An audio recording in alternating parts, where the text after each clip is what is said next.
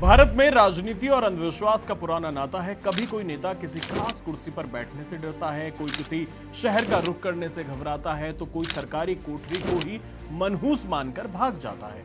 अब कांग्रेस के एक राज्य में ऐसा ही देखने को मिल रहा है, जहां नए नए सीएम बने डीके शिव कुमार घबराए हुए हैं। वो एक ऐसे अंधविश्वास में फंसे हैं जिसका कोई तोड़ नहीं है। इस वीडियो में आपको पूरी कहानी बताएंगे, तो कांग्रेस की दुर्दशा पर आप हंसी नहीं रोक पाएंगे। इसके साथ ही आपको बताएंगे कि कैसे योगी आदित्यनाथ ने सालों पुराने एक राजनीतिक अंधविश्वास को पैरों तले कुचल दिया था, जिससे शिव कुमार जरूर कुछ सीख सकते हैं। कर्नाटक से खबर आई कि कर्नाटक के नए मुख्यमंत्री डीके शिव कुमार ने आधिकारिक सीएम हाउस अनुग्रह में रहने से इनकार कर दिया है। डीके बेंगलुरु के कुमार कृपा में रहने की योजना बना रहे, जो एक 160 साल पुरानी हेरिटेज बिल्डिंग है।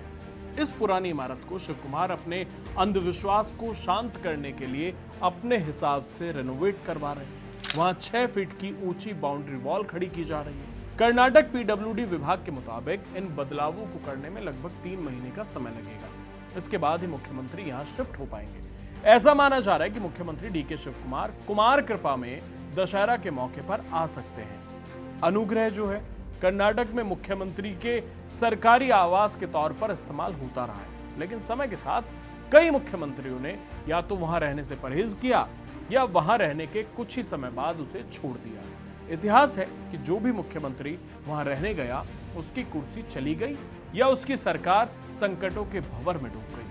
ऐसे में राजनीतिक स्टाफ, नौकरशाहों और पार्टी कार्यकर्ताओं ने एक पैटर्न देखा और मजाक मजाक में कहना शुरू कर दिया कि इस घर में ही कुछ दोष है। धीरे धीरे ये बात एक मान्यता बन गई। सफल या लंबे समय तक पद पर रहने वाले जिन मुख्यमंत्रियों ने दूसरे आवासों को चुना, उन्होंने इस धारणा को और मजबूत किया। शायद यही वजह है कि मुख्यमंत्री डीके शिव कुमार ने भी यहां रहना ठीक नहीं समझा। जैसे ही शिव कुमार के अनुग्रह में नहीं रहने की खबर सामने आई, सोशल मीडिया पर मजाक उड़ाया जाने लगा। साथ ही उन्हें यूपी के सीएम योगी आदित्यनाथ से सीखने की सलाह दी जाने लगी। यूपी में भी एक ऐसा ही अंधविश्वास और श्राप सालों से चला आ रहा था।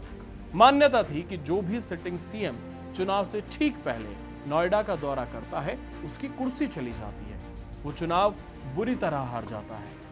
मुलायम सिंह यादव और मायावती जैसे दिग्गजों की हिम्मत नहीं हुई कि वो इस अंधविश्वास को चुनौती दे सके। सब नोएडा जाने के नाम से थर थर कांपते थे, लेकिन योगी आदित्यनाथ ने इन सभी धारणाओं को तोड़ते हुए 2022 चुनाव से पहले नोएडा का दौरा किया। योगी ने साफ संदेश दिया कि उन्हें किसी अंधविश्वास पर नहीं, बल्कि उत्तर प्रदेश की जनता और अपने काम पर भरोसा है। नतीजा, योगी आदित्यनाथ ने प्रचंड बहुमत के साथ यूपी में दोबारा वापसी की। हालांकि डीके शिव कुमार के मामले में परिस्थिति बेहद अलग है। उन्हें मुख्यमंत्री की कुर्सी पर टिके रहने के लिए कर्नाटक की जनता से ज्यादा दिल्ली में बैठे आलाकमान के दरबार में हाजिरी लगानी पड़ती है। उन्हें खुश रखना पड़ता है। उन्हें जनता के भरोसे से ज्यादा इस बात का डर है कि कहीं दिल्ली दरबार का आशीर्वाद न छिन जाए और उनकी कुर्सी कोई और ना खींच ले। उनकी कुर्सी इतनी डगमगा रही है, अंदरूनी कलह इतनी ज्यादा है कि वो किसी भी तरह का जोखिम नहीं लेना चाहते।